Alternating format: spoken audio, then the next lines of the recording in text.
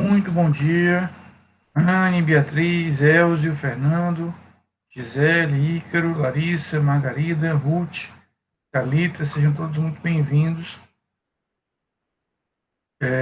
Nós hoje vamos começar a matéria nova. Vocês devem se recordar, nós conversamos no comecinho do semestre que nós íamos fazer uma alteração na ordem das nossas unidades. Então, nós já vimos os crimes contra a administração pública, isso foi matéria da nossa primeira prova. Vimos e concluímos na última quinta-feira crimes contra a administração da justiça, foi matéria da última semana, né?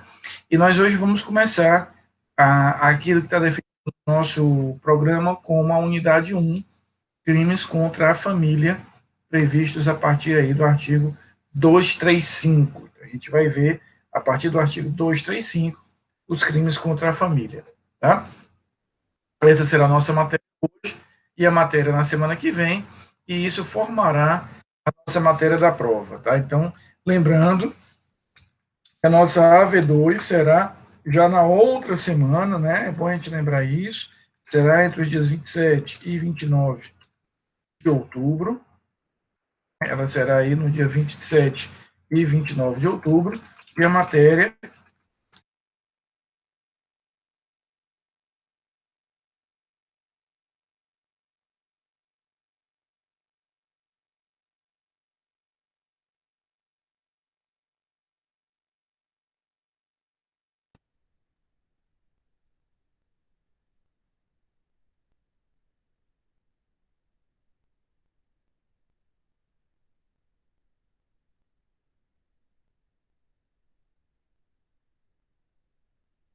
a nossa prova, né, nossa AV2, será no dia 27 e 29 de outubro, naquele mesmo formato, com aquelas mesmas condições da nossa primeira prova, será igualzinha, ou seja, vocês farão pelo AVA, lá naquele mesmo espaço que vocês já encontraram a AV1, vocês encontrarão lá a AV2, então vocês vão ter isso já na semana que vem, na outra semana, né?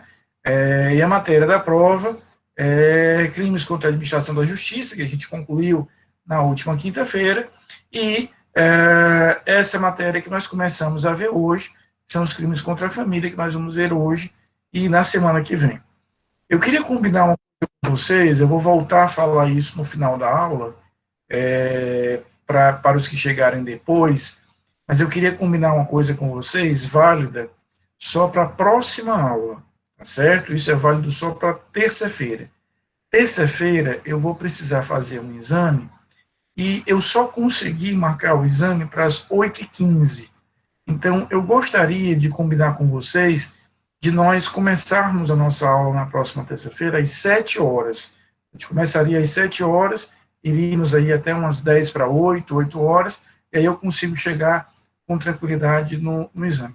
Pode ser alguma objeção, repita, é só na próxima terça-feira, tá certo?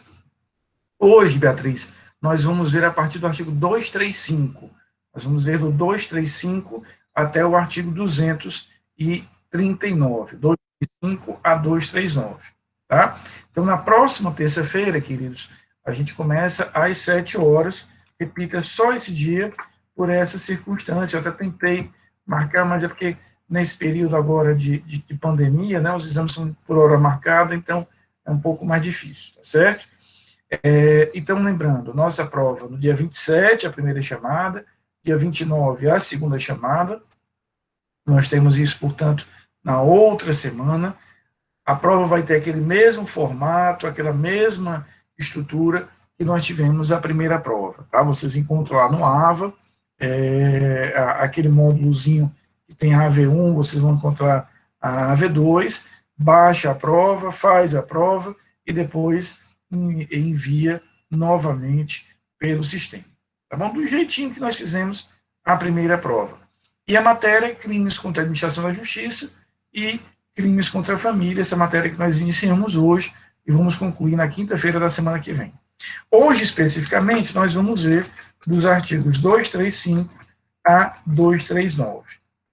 Então, o Código Penal, o legislador penal, O direito penal, ele protege a família por entender que a família é um valor indispensável, é um valor efetivamente indispensável.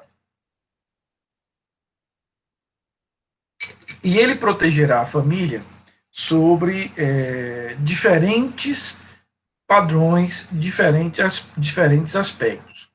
Esse título, que se inicia aí no artigo 235, ele está dividido em 4 unidades. Tá? Ele está dividido em 4 unidades. A primeira delas, que é o que nós vamos ver hoje, são os crimes contra o casamento. Depois chegam os crimes contra o estado de filiação.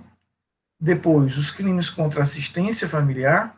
E, por fim, os crimes contra o poder familiar, tutela e curatela. Então, nós percebemos com essa estrutura montada pelo legislador que ele irá proteger, né, a família nas suas mais variadas dimensões.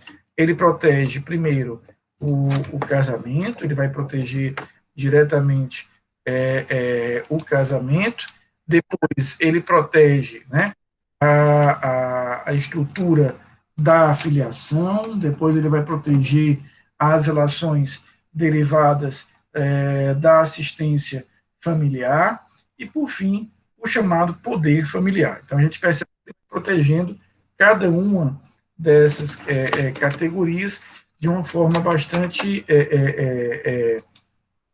precisa, de uma forma bastante pensada para que a família como um todo seja protegida. Antes da gente começar a ver cada uma dessas figuras, eu queria fazer uma reflexão com vocês. O valor protegido aqui é a família. Então, se entende que esse valor é um valor relevante, que é a família como um todo que está aqui protegida. Perfeito, ótimo, excelente, etc. Agora, o que acontece? Nós vamos ter,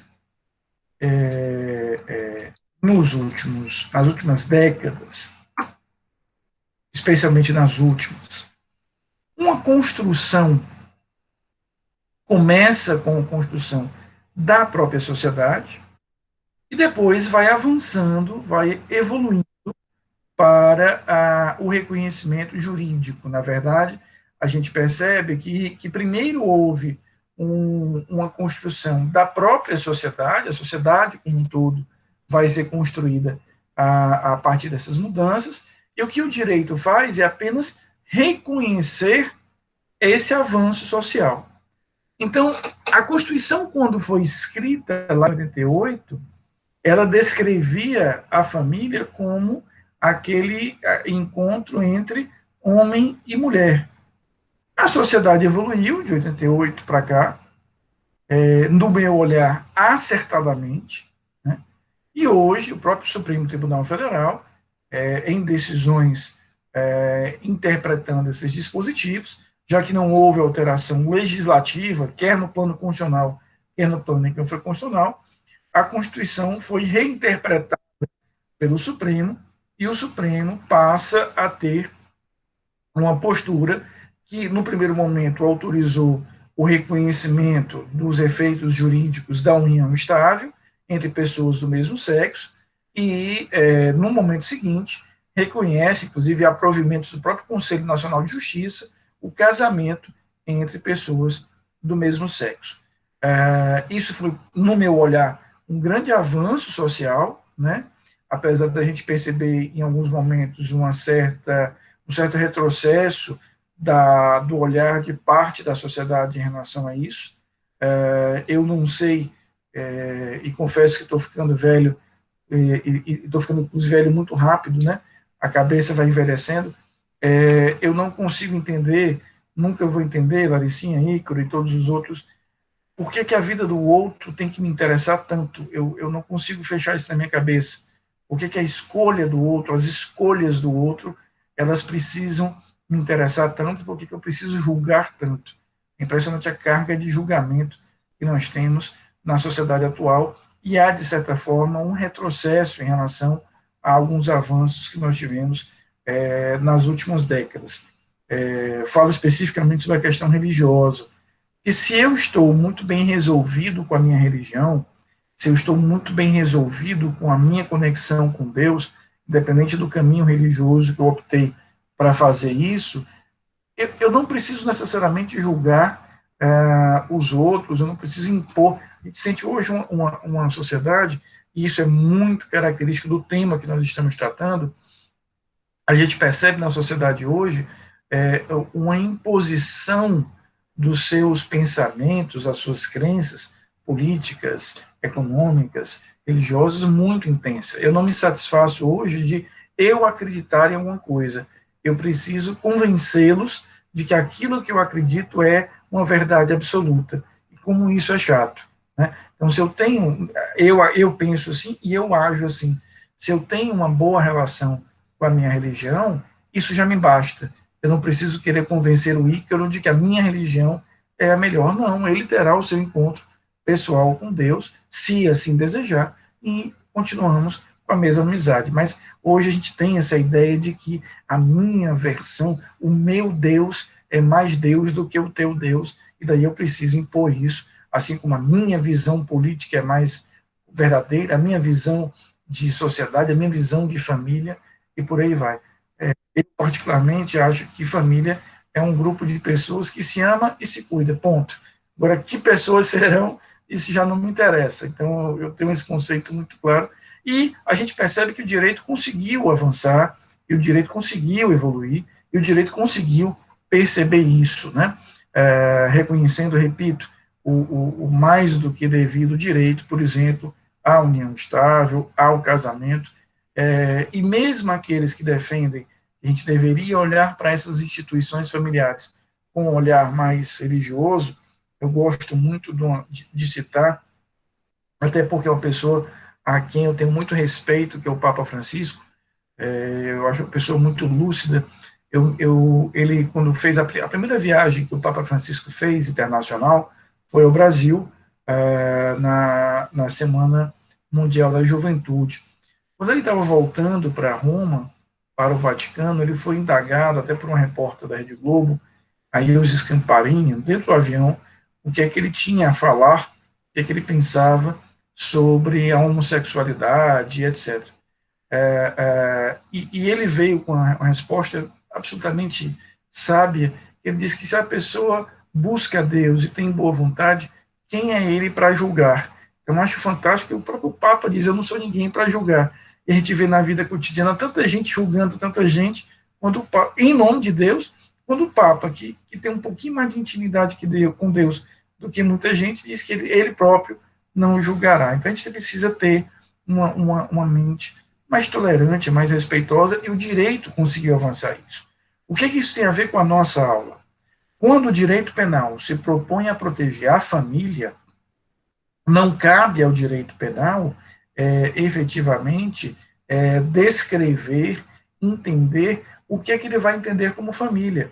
Ele vai tomar essa compreensão do direito civil. É o direito civil, com suas interpretações, que irá dar ao direito penal, efetivamente, essa interpretação.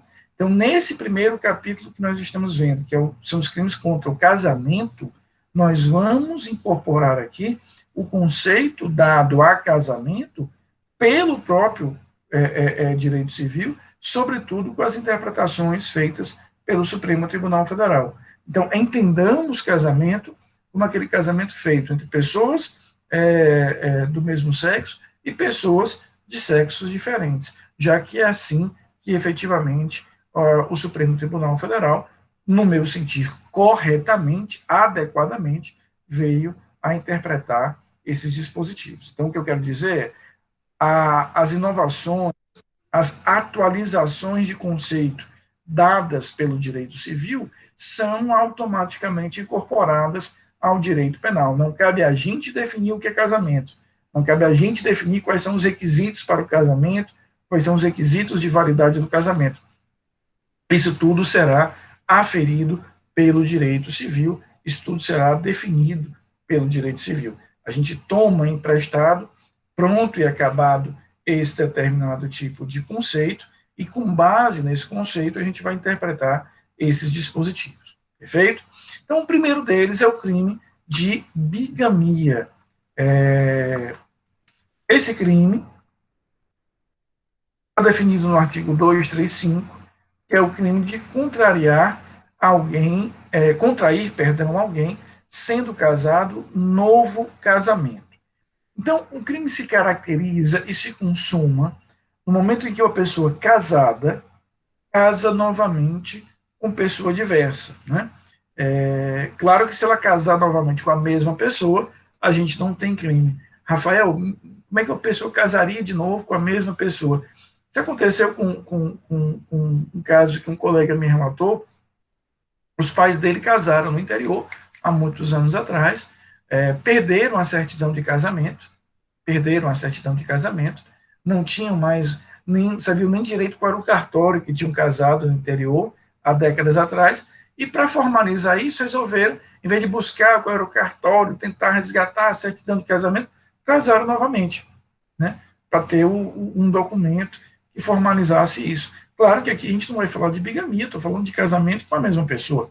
A bigamia se caracteriza como o agente casado casa novamente, na constância daquele casamento, com pessoa diversa. Primeira coisa importante, o crime de bigamia só se caracteriza, só se visualizará quando eu tiver um novo casamento. Não se caracteriza a bigamia quando ele tiver, vejam só, a união estável com a pessoa e, eventualmente, o casamento com outro. O crime de bigamia se caracterizará quando eu tiver dois casamentos efetivamente celebrados, com as formalidades da lei civil. Então, ele casou com a pessoa.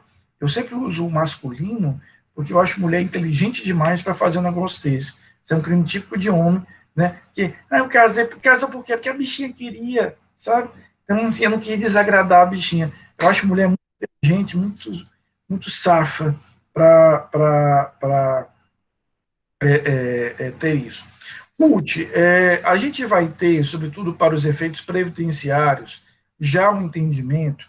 O entendimento inicial, Ruth, é de que não era possível, né? Até porque para a união estável ser reconhecida, eu não deveria ter nenhum impedimento para o casamento. Mas já se avançou um pouco mais nisso, Ruth, e a gente já tem entendimento, sobretudo ligados ao direito previdenciário, de que é possível, sim, um reconhecimento em paralelo, e há decisões, na verdade, numerosas decisões, que, por exemplo, dividem a pensão entre a esposa e aquela companheira que vive em união estável. Então, você vai encontrar, sim, entendimentos nesse sentido.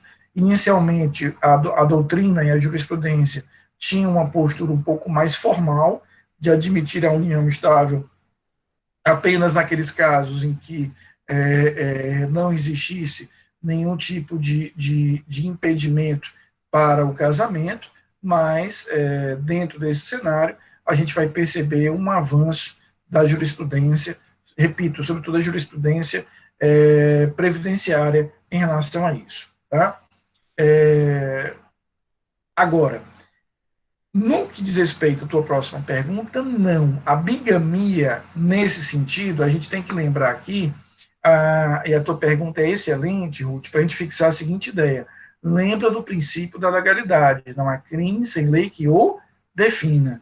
Então, quando ele fala aqui, contrair alguém sendo casado, novo casamento, eu tenho que interpretar de forma restritiva. Eu não posso usar analogia em malapartem, eu não posso usar analogia incriminadora, por mais que para os efeitos civis, para os efeitos previdenciários, casamento e união estável venham a se equivaler, né, lá no direito civil, lá no direito previdenciário, para os efeitos de direito penal, a minha interpretação, veja, tem que ser uma interpretação mais limitada por força do princípio da legalidade, para que eu não caia aí na ideia de uma interpretação em malaparte ou interpretação incriminadora. Então, quando ele fala aqui em novo casamento, há de se interpretar, há de se perceber que é só o novo casamento no sentido estrito mesmo, novo casamento dentro dessa perspectiva concreta, efetiva,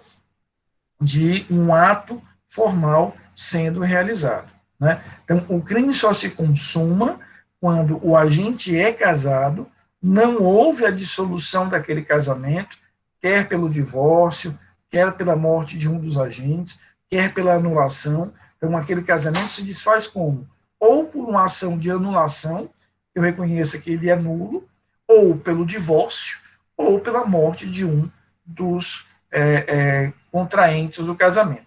Não houve isso, e o agente vai e casa com pessoa diversa. Mas aqui, apenas no casamento. A pergunta, repito, é muito interessante que a gente fixar essa ideia. Por mais que o casamento e a união estável tenham semelhanças, tem inclusive reconhecimentos de efeito muito parecido para questões civis, patrimoniais, previdenciárias, nos termos do artigo 235, só vale pela interpretação que há que ser dada por força do princípio da legalidade, só há a possibilidade de reconhecer isso se e somente se nós tivermos o casamento no sentido estrito. Tá? E quando é que o crime vai se consumar? Quando a gente formaliza aquele casamento. Ele vai formalizar efetivamente aquele casamento. Uma questão interessante, né? Para que eu faça o casamento, uma das exigências é que eu tenha duas testemunhas, né? Então, imagina que o João vai casar com a Maria. Dentre as exigências que serão feitas para a formalização do casamento, ele precisa levar duas testemunhas. Essas testemunhas irão atestar que aquelas pessoas estão livres e podem casar. Tá? Pelo Código Civil, se o casamento é com um estrangeiro, você precisará de 3 testemunhas. Por exemplo, no meu caso particular, minha esposa é estrangeira, minha esposa não é brasileira. Então, ao casarmos, nós precisamos de 3 testemunhas. Essas testemunhas vão dizer o seguinte: olha, eu conheço essas pessoas e elas não têm nenhum tipo de impedimento para o casamento. Se essas pessoas sabem que há um impedimento, sabem, por exemplo, que uma delas, um dos casantes ali, é casado, e nem tem, elas não responderão pelo crime de falso testemunho, preste atenção, elas responderão por participação na bigamia. Então, eu sei que a Larissa é casada, aí eu funciono como testemunha do segundo casamento dela, sabendo que ela é casada, portanto, eu sabia que ela tinha um impedimento para o casamento, mas eu vou ao cartório e digo, não, ela pode casar, não tem nenhum impedimento. Eu não vou responder, tomem nota disso, pelo crime de falso testemunho.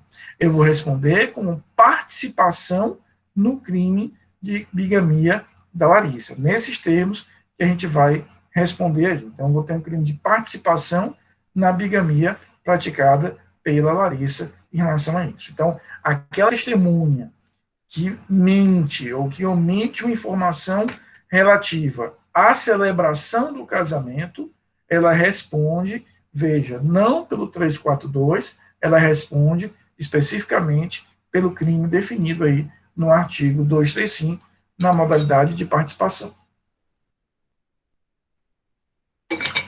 Vamos então, o que é importante? O crime de bigamia se caracteriza quando o agente casado casa novamente. Se o agente casado vive em união estável, não há crime. Aqui só com 2 casamentos nesse mesmo contexto.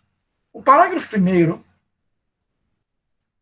vai tratar do terceiro que casa. Aquele que, não sendo casado, contrai casamento com pessoa casada, conhecendo essa circunstância, é punido com reclusão ou detenção de 1 a 3 anos. Então, o que acontece? O João casou com a Maria. Ok. Esse casamento não foi desfeito pela anulação, não foi desfeito pelo divórcio, não foi desfeito pela morte de um dos agentes.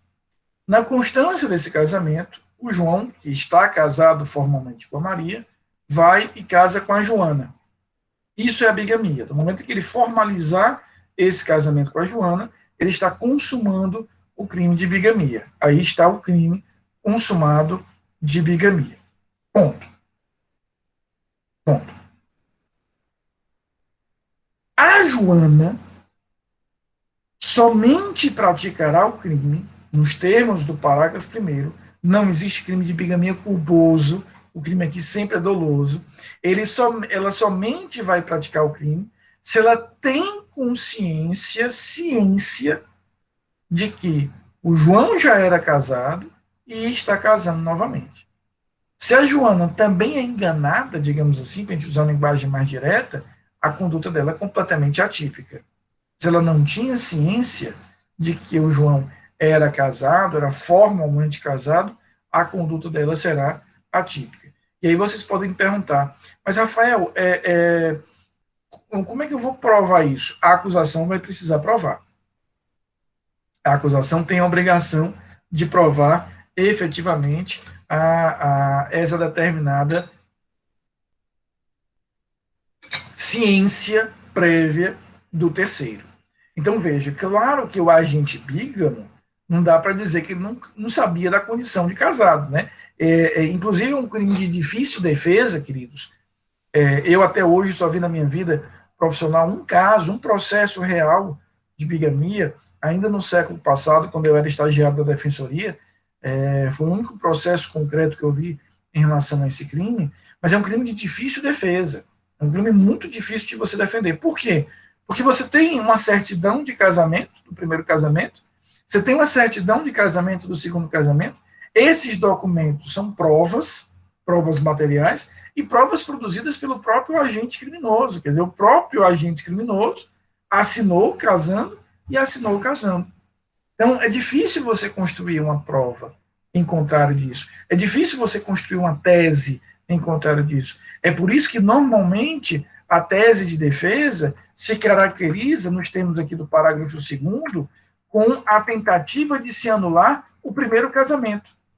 Anulado por qualquer motivo o primeiro casamento, ou por outro motivo que não seja bigamia, o segundo, considera-se inexistente o crime. Então, na verdade, na maioria dos casos, eu não tenho como negar que houve o fato, porque eu vou ter uma prova documental ali, que é a assinatura lá no livro do cartório e a respectiva certidão de casamento. Então, dificilmente existe a possibilidade de você negar concretamente a existência dessa determinada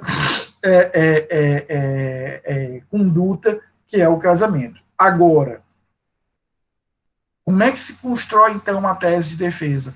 Normalmente, a tese de defesa é feita anulando-se o primeiro casamento, dizendo, olha, o meu primeiro casamento é nulo porque, efetivamente, eu fui coagido a casar, ou eu fui enganado por alguém para casar, né? Ou eu tinha um impedimento ali para casar. Então, na verdade, aqui é matemática.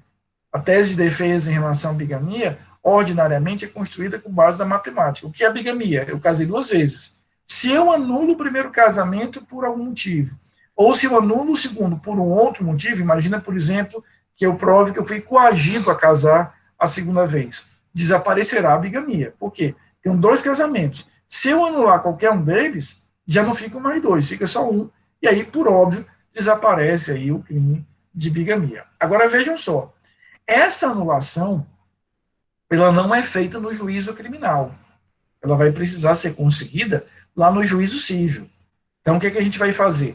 A gente vai estudar lá em Direito Processual Penal 1 as questões prejudiciais e nós vamos ver, dentro do contexto, dentro do cenário do Direito Processual Penal 1, que nesses casos eu vou ter que conseguir a anulação por força, especificamente, de uma decisão civil, né? Será uma decisão no juízo civil. Então, eu vou parar o processo penal e vou me resolver lá no juízo civil a anulação. Então, a tese, repito, mais usada de defesa em relação à bigamia é a anulação do primeiro casamento por qualquer motivo, ou do segundo, desde que, obviamente, não seja pela própria bigamia. Mas o que é que eu faço? Estou sendo processado pela bigamia. Aí eu chego para o juiz criminal, digo, juiz, pare o processo, dê um pause no processo, deixe o processo aí em stand-by, porque eu estou lá no juízo civil tentando anular o meu processo, o meu casamento. Então, o juiz criminal pausa o processo enquanto ele tenta avaliar, verificar o desdobramento daquela determinada decisão tomada pelo juízo civil. Porque se o juiz civil anular, de fato, o primeiro casamento, desaparecerá por completo a existência da bigamia. Né? Se o juiz civil, por exemplo, reconhece que houve uma coação para o seu primeiro casamento e essa coação foi reconhecida gerando a nulidade do casamento, já não vão ser mais 2 casamentos, será um só e aí desaparece a bigamia. Por isso que normalmente a defesa feita para esse crime é uma defesa de natureza essencialmente processual e não material, porque material não tem muito quem escapar. Tá? Então, características essenciais do crime de bigamia. Aqui a gente está falando de 2 casamentos formalmente estabelecidos. A consumação se dá quando eu celebro o segundo casamento. O terceiro que casa só terá a responsabilidade se tiver ciência daquele casamento anterior, né? Tem que haver uma ciência daquele casamento anterior para que ele tenha a responsabilidade. A testemunha que eventualmente minta, dizendo que não há qualquer tipo de impedimento, sabendo que há, responde não pelo crime de falso testemunho, mas responderá pelo crime de participação na bigamia, certo? Vamos ao 236. O 236 é um crime muito simples. Normalmente é o Ministério Público, Georgia, normalmente é o Ministério Público, e é muito comum, né, nos raros processos que envolvem bigamia, ele seja provocado, digamos assim, pela parte enganada do primeiro casamento. Né? Mas a ação penal é uma ação pública incondicionada no caso da bigamia, porque eu estou protegendo a instituição casamento. Júlia, pelo menos a alegativa, muitas vezes aquele criminoso não consegue, Júlia, provar a nulidade, mas é muito recorrente, como eu não tenho muito que discutir sobre a prova, já que o próprio agente assinou casando 2 vezes, normalmente a defesa que se faz é uma defesa no sentido de tentar, de buscar a anulação do casamento. Então, mais ou menos, repito, a gente não tem aí tanta casuística nesse caso, não é tão comum esse tipo de crime, mas a saída mais utilizada para a construção de uma defesa é realmente no sentido aí do parágrafo 2º, de tentar anular por algum tipo de dispositivo, de ofensa dispositiva, aquela determinada situação. Tá? Então, vejam aí, o artigo 236 é um artigo, repito, mais simples, né, que ele vai definir o crime de induzimento a erro essencial e ocultação de impedimento. O artigo 236, contrair casamento, induzindo em erro essencial o outro contrainte ou ocultando-lhe o impedimento que não seja casamento anterior. Então, aqui eu estou casando, veja, não tem nada de bigamia, e não tem 2 casamentos, eu tenho um só. Tá? Mas nesse casamento, eu estou ocultando àquela pessoa com quem estou casando uma hipótese que poderia gerar a anulação do casamento, o impedimento do casamento. São situações como eu tenho uma condenação criminal que eu não comuniquei àquela outra pessoa, eu tenho uma doença incurável, eu tenho uma doença que pode ser transmitida geneticamente. Então, nesses casos, o direito civil diz que pode haver a anulação do casamento. Não é que ele é nulo, ele é anulável, porque dependerá da vontade da outra parte. Né? Então, o João casa com a Maria. O João não conta para a Maria, por exemplo, que ele tem uma condenação criminal transitada e julgado por homicídio. A Maria, por erro essencial em relação àquela pessoa, é como se ela não soubesse com quem ela está casando, o casamento será para a Maria anulável. Né? Ele será efetivamente anulável aí em relação a ela. Claro que dependerá da vontade dela, por isso que não é nulo, é anulável. A Maria pode ficar chateada e vai dizer, não, tudo bem, vamos em frente, eu não vou anular isso. A mesma coisa em relação a uma doença grave, a uma doença por exemplo, degenerativa, a uma doença que pode ser transmitida geneticamente. Todas essas hipóteses, se não informadas expressamente, elas podem gerar a anulação do casamento civil. Então, se aquele agente casa omitindo essa informação, ele está praticando o crime do artigo 236. Tá? Um caso, eu estava dando essa aula há uns anos atrás, na Unifor, e um colega de vocês aqui, eu vou transmitir a história do jeito que eu recebi. Se é verdadeiro ou não, eu não sei. Mas é tão curiosa, e como nesse mundo tudo é possível, eu não vou dizer que não seja possível. O caso que ele contou teria ocorrido com um conhecido dele, né, na verdade, um conhecido da família dele, ele disse que era amigo dos pais dele, que teria casado com a moça, e casaram e tal, e no dia da noite de núpcias, ela fez uma revelação a ele, uma coisa que ele não sabia. Ela disse, olha, eu tenho uma surpresa para você, eu preciso lhe dizer uma coisa. O que era que ela revelou? O que foi que ela revelou? Ela revelou que ela não tinha uma perna. Uma das pernas dela era mecânica. Primeiro, Ruth, primeiro, vamos combinar que esse cara é o cara mais respeitador da história da humanidade, né? Ou o cara mais desligado da história da humanidade. Repito, eu estou trazendo a história do jeito que eu recebi. Mas supondo que essa história seja verdadeira, seria um exemplo do 236, ou seja, uma condição essencial que eu não comuniquei àquela determinada pessoa.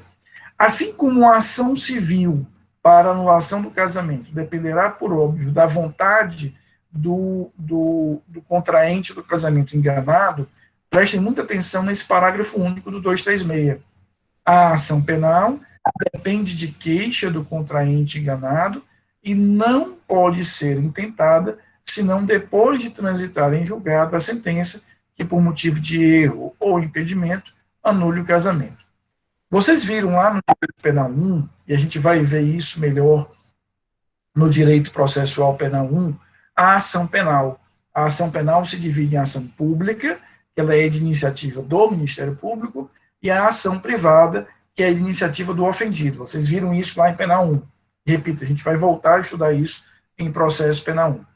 Mas a ação penal privada, ela é uma ação que é de iniciativa da vítima, mas se a vítima, por exemplo, morrer, aquele direito de ação será transmitido aos seus sucessores, aos seus ascendentes, aos seus descendentes, ao cônjuge e ao irmão.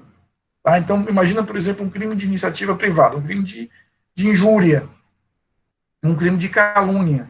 Então, se a vítima morre, essas pessoas, cônjuge, ascendente, descendente, irmão, podem assumir o lugar da vítima naquele processo. Então, o João morreu. O filho do João pode ingressar com a ação por injúria que o pai sofreu. Entenderam isso? Isso é ação privada. Nesse caso aqui do parágrafo único, ele está criando uma ação privada que é chamada de ação privada personalíssima, em que ele está dizendo que somente a vítima pode oferecer essa ação. Então, nenhum sucessor pode ocupar o lugar dela. E ela só pode oferecer a ação se ela primeiro tiver anulado o casamento no juízo civil.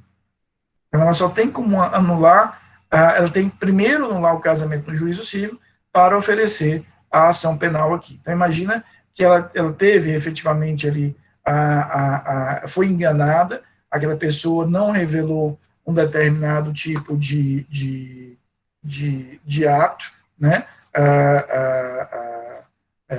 Mas vai, dentro dessa perspectiva, dentro dessa realidade, eu preciso anular o casamento no juízo civil para só então fazer aí a ação penal. Então, a ação penal aqui, diferentemente da ação penal da bigamia, dependerá da iniciativa da vítima, né, daquela parte que foi enganada, mas ela só pode intentar isso quando já tiver anulado no juízo civil aquele casamento. O 237 é mais simples, contrair casamento, conhecendo a existência de impedimento que causa nulidade absoluta.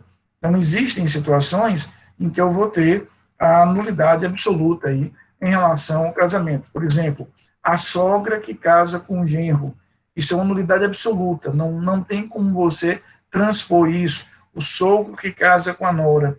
Por quê? Porque aqui o Código Civil considera, efetivamente, a questões ligadas, por exemplo, aos filhos.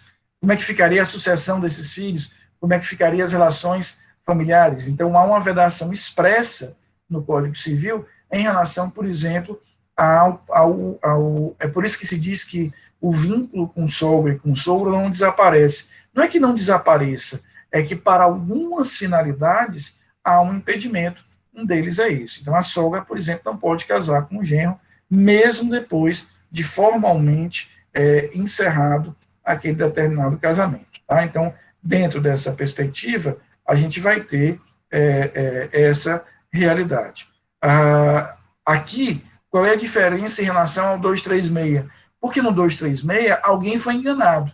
O João casou com a Maria, o João tinha algo que poderia gerar a nulidade do casamento e não avisou para a Maria. A Maria vai ter a possibilidade de anular o casamento no juízo civil e depois oferecer uma ação penal em relação ao 236. No 237, aqueles dois que casam sabem efetivamente daquela condição. Então, quando o sogro casa com a nora, obviamente eles sabem que tem essa condição. Não é desconhecido para eles o fato de que eles são, repito, sogro e nora. Então, eles entrariam aqui no artigo 237. Tá? O artigo 238 trata do crime de simulação de autoridade para celebração de casamento. Atribuir-se falsamente autoridade para a celebração do casamento. Você tem vários modelos no mundo para conferir autoridade para a celebração de um casamento, né? O modelo americano é muito desburocratizado, qualquer pessoa ali praticamente pode receber essa permissão para fazer isso. Temos aí efetivamente essa desburocratização no modelo americano. No modelo francês, por exemplo, quem celebra o casamento é o prefeito da cidade. Então, os prefeitos das cidades têm a autoridade para celebrar o casamento. No modelo brasileiro, essa competência, essa atribuição para realizar casamentos são dos chamados juízes de paz. Então, eles são escolhidos pelo Poder Judiciário, eles são nomeados pelo Poder Judiciário para celebrar, para oficiar casamentos. Também podem celebrar casamentos juízes de direito. Então, existe uma categoria que é juiz de paz, ele vai estar ali só para celebrar casamento, e, eventualmente, um juiz de direito pode também fazer esse tipo de celebração. Qualquer outra pessoa que se atribua aí essa determinada atribuição, né, essa competência, estará praticando o crime do 238. Aqui tem uma questão interessante.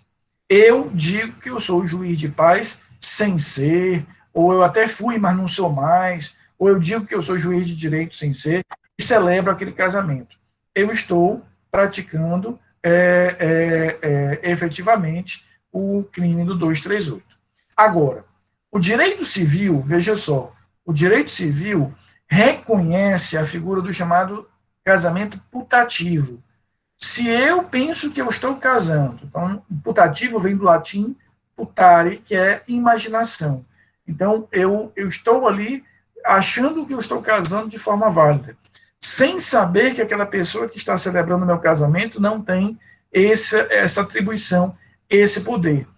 O direito civil reconhece a possibilidade de que eu valide esse casamento. Então, o João e a Maria se casaram. Quem celebrou foi uma pessoa que não tinha esse poder para celebrar o casamento, mas eles não sabiam, né? Ele efetivamente não sabia disso. Então, com base nisso, aquele casamento, teoricamente, seria nulo. Mas o direito civil reconhece o seguinte: como os contraentes do casamento estavam ali de boa fé, eu vou autorizar a validação daquele casamento, desde que celebrado novamente. Então, é o que a gente vai chamar de casamento putativo lá no direito civil. Isso não anula a responsabilidade criminal do agente. Então, aqui no 238, os contraentes estão inocentes, são vítimas, eles são enganados por uma pessoa para celebrar isso. É claro que ele traz aí na pena, veja, se não constitui crime mais grave. Então, se eu perceber, né, que aqui eu tenho uma figura de um crime mais grave, como, por exemplo, estelionato ou outros, eu responderei apenas pelo crime mais grave. Tá? E o último dos crimes que eu quero ver com vocês hoje é o crime do artigo 239, crime de simular casamento mediante engano de outra pessoa. Então, simular casamento mediante engano de outra pessoa. Imagina um cara que é tão mala que a noiva quer casar, ou a namorada quer casar, ele não quer casar, aí ele cria toda uma simulação, né, para que ela pense que está casando, quando na verdade não está. Então, além de enganar do ponto de vista civil, e isso tem, por exemplo, a possibilidade de, até de uma reparação de um crime, que é enganar o outro, simulando uma condição de casamento que, na verdade, não existe ali, não está presente. Então, veja, no 238, o que eu tenho é eu celebrando um casamento sem o poder para fazer isso. No 239, eu estou enganando outra pessoa. Né? Então, o João casa com a Maria, simula todo ali um ato para que a Maria pense que está casando, quando na verdade não está. Né? Então ali o cara está enganando a outra, simulando, ou porque ele já está casado, ou porque ele não quer casar novamente, ele cria ali um pseudo-casamento, e aí, claro, que isso vai ter uma reflexão, um efeito penal. Desses crimes, no entanto, o mais importante é o crime de bigamia. Esse, de longe, é o crime mais importante, tá bom? Eu vou fazer a chamada agora, mas antes de fazer a chamada, eu queria renovar aquele meu aviso que eu falei agora no início da aula. Na próxima terça-feira, eu queria combinar com vocês de nós começarmos a nossa aula às 7 da manhã. Por quê? Porque eu tenho que fazer um exame e eu só consegui marcar esse exame para as 8h15. Não tinha outro horário disponível. Então, eu vou precisar sair de casa no máximo às 8 horas. Então, para não termos nenhum prejuízo com a nossa aula, nem com o encaminhamento da matéria, eu queria que a gente começasse às 7 horas, tá bom? É mesmo link, a mesma coisa, só que em vez de a gente começar às 7h30, a gente começa aí 7 horas, e eu libero vocês umas 7h50, 8 horas, e consigo chegar lá para fazer meu exame. Isso válido apenas na terça-feira. Quinta-feira da semana que vem, a gente volta para o nosso horário normal. Tá bom? Eu vou fazer a chamada agora, por gentileza, não saiam agora.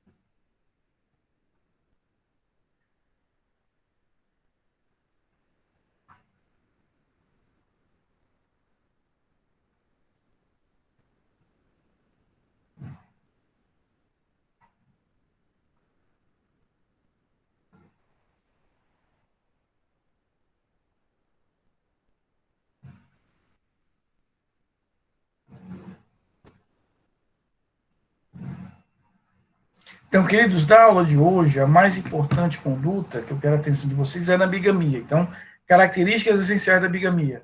O agente que é casado, casa novamente, portanto, só é válido isso para os efeitos específicos quando a gente tiver o casamento formalmente realizado, não vou ter esse efeito em outro contexto, né? Eu só posso ter isso quando houver efetivamente o casamento com todos os requisitos formais estabelecidos pelo Código Civil, não dá para a gente imaginar isso em outro cenário, e, principalmente, o terceiro só vai ter a possibilidade de, por ele, responder se tiver ciência daquele determinado tipo de ato. Então, somente quando eu sei que já havia ali um casamento anterior e mesmo assim casei, tá? Na próxima aula a gente retoma a partir do artigo 241, lembrando que a próxima aula, repito, a gente vai começar às 7 da manhã, por força desse meu pequeno compromisso aí do exame, tá? Então, 7 horas a gente começa, às 7h50, 8 horas eu termino. Só na próxima terça-feira, tá? Obrigado pela paciência, pela compreensão. Um excelente final de semana para vocês e até semana que vem, se Deus quiser, tá? Beijo a todos, Ícaro. Beijão. Até semana que vem.